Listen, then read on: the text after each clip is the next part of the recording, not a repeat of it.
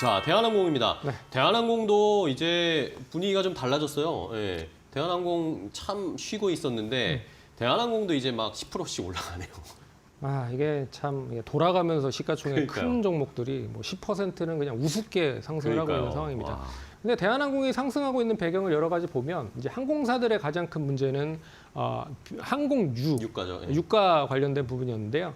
유가가 한 70불 이상 더 오르지 않고 있다. 그러면 하반 경직을 만들고 추가적인 상승이 제한적이다라고 볼 수가 있기 때문에 비용이 비용 비율이 한 30% 정도 됩니다. 그러면 유가가 떨어지면 떨어질수록 30%의 고정적인 비용이 줄어들 가능성이 높다는 거죠. 그렇기 때문에 이슈가 될 가능성이 높다라고 보고 있고 해외 관광객, 뭐 단거리 노선뿐만 아니라 중장거리 노선 계속 확대되고 있는 상황이고요.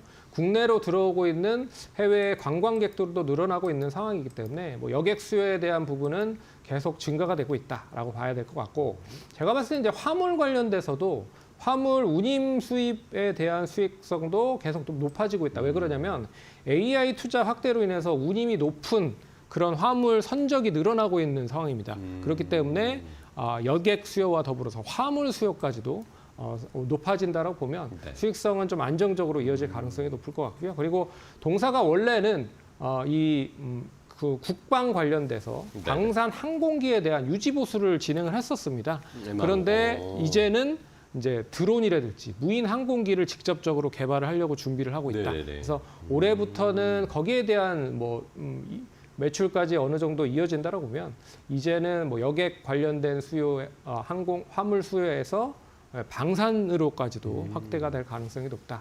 그러면 이제 재평가를 받을 가능성이 높죠. 그렇기 때문에 안정적인 실적을 바탕으로 유가는 떨어지고 있고 화물이나 여객 수요 늘어나고 있고 거기에 방산이라는 매개체까지 더해진다고 보면 제가 봤을 때는 좀 관심 있게 봐야 될 것 같고요. 그리고 아시아나에 대한 합병 효과도 올해부터는 좀 진전이 될 가능성이 높다. 그렇기 때문에 이제 뭐 떨어질 만큼 떨어진 대한항공도 관심을 가지셔야 될 필요가 있지 않는 시점이 아닐까라고 봐야 될 것 같습니다.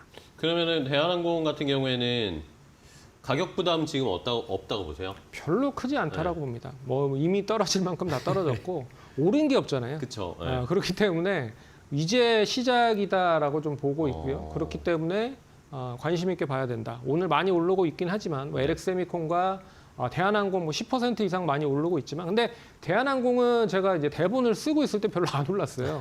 근데 갑자기 확 올라가가지고 그렇기 때문에 이제 관심 가지셔야 된다.